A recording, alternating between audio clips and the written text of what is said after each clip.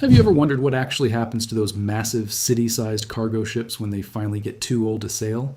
You know the ones, the absolute giants that bring us our phones, our sneakers, our cars, basically everything we buy. They do not just magically disappear. Picture this.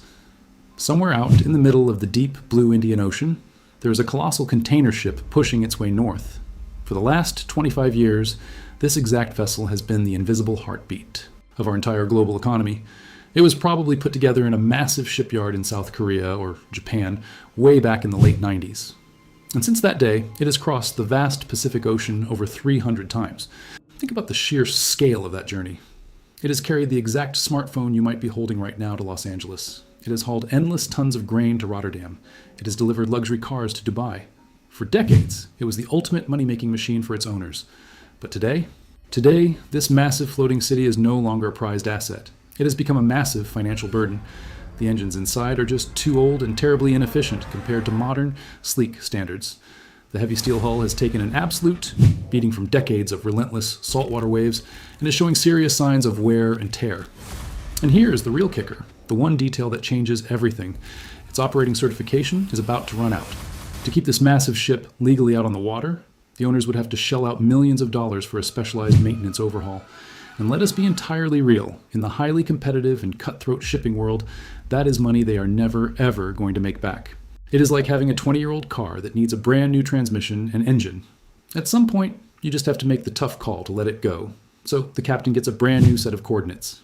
He is no longer heading to a bustling, glamorous port to gracefully drop off a load of shiny new electronics. Instead, he is steering this giant toward the west coast of India, specifically to a very unique 15-kilometer stretch of sand and mud. When this ship finally arrives at its destination, there will not be any helpful little tugboats waiting to gently guide it into a comfortable parking spot. Instead, the captain has to play a very patient waiting game. He waits for the monthly king tide, which is the absolute highest water level you can possibly get.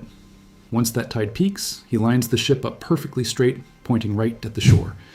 He pushes the engines to absolute maximum capacity, and he intentionally drives this multi-million-dollar vessel straight up onto the beach. It is a wild, almost unbelievable thing to picture, but that is exactly what happens. As the tide naturally pulls back into the ocean, the ship is left completely stranded right there on the mud. It is never going to float again. In just a matter of weeks, this massive ocean voyager will completely cease to exist as a ship. It is going to be completely transformed into 20,000 tons of raw steel, endless miles of copper wire, and a whole lot of secondhand furniture.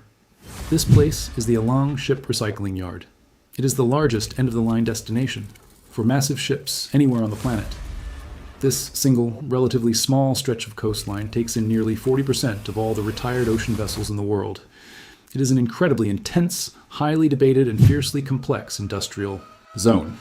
But here is the most fascinating part of all. It is also the main reason the global shipping industry has not completely collapsed under its own massive weight. To really wrap your head around why a place like Alang even exists in the first place, you have to look at the sheer physics of our oceans. Taking apart a colossal cargo ship is absolutely nothing like taking apart an old sedan. You cannot just run it through a giant crusher and call it a day. A ship like this is basically a self-contained floating city, and it is packed with complex industrial materials, heavy metals, and thick oils that need to be handled carefully. If you want to take it apart in the most technically ideal way, you need a massive dry dock. In many parts of the world, a ship is carefully floated into a giant concrete room. The water is completely drained out, and crews take it apart piece by piece in a perfectly sealed environment. This keeps everything totally contained. But there is a massive catch. Operating a dry dock like that costs thousands upon thousands of dollars every single hour. Using one to tear a ship down, rather than using it to build a brand new one, is just a financial nightmare for these companies. It is an absolute money pit. And this is exactly where the unique geography of this specific Indian coastline steps in to offer a wild, nature-made solution. This Pacific Gulf features one of the most extreme tidal changes anywhere in the world. The difference between the water level at high tide and low tide can be a staggering 12 meters. This massive shift in water acts just like a completely free, entirely natural dry dock. When the tide rolls all the way in, the water gets so exceptionally deep that a massive, skyscraper-sized ship can sail right up to the very edge of the beach. But when that tide pulls back, the water vanishes for literally kilometers, leaving the enormous ship sitting perfectly dry on solid ground. Mother Nature and gravity team up to do the exact same job that a billion-dollar facility would do in Europe, completely for free. Because the ship is resting right there on the mud flats, workers can literally just walk up to it. They cut and, opening right into the side of the steel, walk straight into the belly of the ship and start carefully dismantling it block by block. Imagine standing on that beach as these massive, gravity-defying chunks of solid steel come crashing down onto the sand. From there, highly coordinated teams of workers step in and literally pull these heavy blocks apart by hand. It is an incredibly demanding, intensely physical job, and for this, they earn a very modest wage, usually just a handful of dollars an hour. When you really think about it, it is a remarkably low-tech solution to an extremely high-tech problem. But here's the thing, it is unbelievably efficient. A massive cargo vessel that would easily take 6 long months to carefully dismantle in a modern, specialized facility in Europe can completely vanish on this Indian beach in just about 8 weeks. But the geography of the tides is really only half of the story here. The true reason this specific stretch of beach completely dominates the global recycling market comes down to a massive financial loophole, one that the entire shipping industry secretly relies on to keep their businesses afloat. You see, under strict international regulations, particularly in places like the European Union, it is actually highly illegal to export complex industrial waste to developing nations. And an old retired ship packed with aging insulation, heavy metals, and old engine oils is legally classified exactly like that, as restricted waste. So, if a major European shipping line tried to sell their old vessel directly to a yard in India, they would be flat out breaking the law. This strict legal barrier essentially birthed an entirely new industry of middlemen, known in the business as cash buyers. These entities act almost like specialized high-stakes fixers for the maritime world. They step in and buy the aging ship directly from the major shipping lines, paying entirely in cash. But here is where it gets absolutely wild. This massive multi-million-dollar transaction usually happens way out in international waters, cleverly sitting just outside the legal jurisdiction of the port, where the ship dropped off its very last load of cargo. At that exact moment, out on the open ocean, the ship undergoes a sudden, completely legal identity change. The reputable, heavily regulated flag of its home country is lowered. In its place, the flag of a smaller nation, one that specifically sells cheap, temporary registration packages for these final one-way voyages, is run up the mast. These temporary jurisdictions offer almost zero oversight regarding safety or environmental standards. The moment that new flag catches the wind, the legal link to the original, high-profile owner is completely severed. The cash buyer pays the original owner a few $1,000,000 for the sheer value of the steel, and then they immediately flip the ship, reselling it to a specific yard owner on the beach for a quick, massive profit.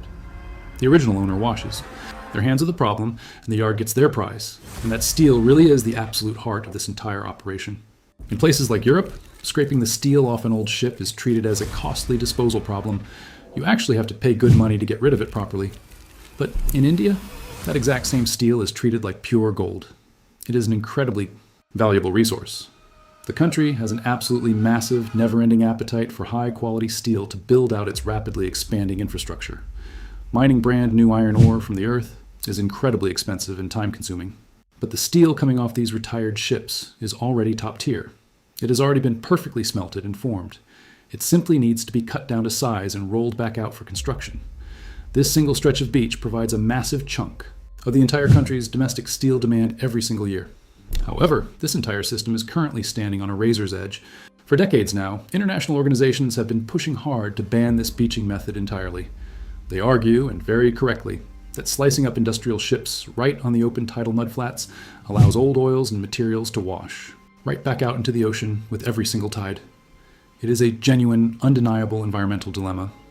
But here is the incredibly uncomfortable truth that nobody really wants to talk about. There is simply nowhere else for these thousands of giant ships to go. The world has a very strictly finite capacity for recycling these massive vessels in a high-tech, perfectly clean way. All of the pristine green recycling yards in Europe and Turkey combined can only handle a tiny fraction of the ships that retire every year. We are talking about needing to recycle up to 10 million tons of shipping annually, and the high-tech yards can maybe handle 1 million on a good year. If the world outright banned beaching tomorrow, almost all of the world's retiring ships would become literal zombie ships. They would be completely abandoned in global harbors, slowly rusting away at anchor, simply because it would cost the owners more money to recycle them than the raw metal is even worth. We actually saw a tiny preview of this during the recent global pandemic when the cruise industry briefly collapsed. Those massive Indian yards were so completely backed up that giant, luxurious cruise liners were just sitting out in the ocean, waiting in a massive line for a spot on the mud.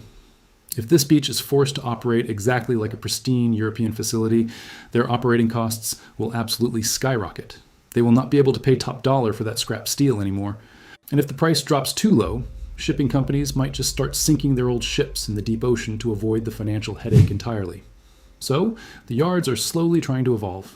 Many are now pouring concrete floors in the tidal zones to catch spills and bringing in massive cranes to lift the heavy steel blocks instead of dropping them in the sand. Big shipping lines are starting to exclusively use these upgraded yards, hoping to slowly clean up the industry from the inside out while keeping it economically viable.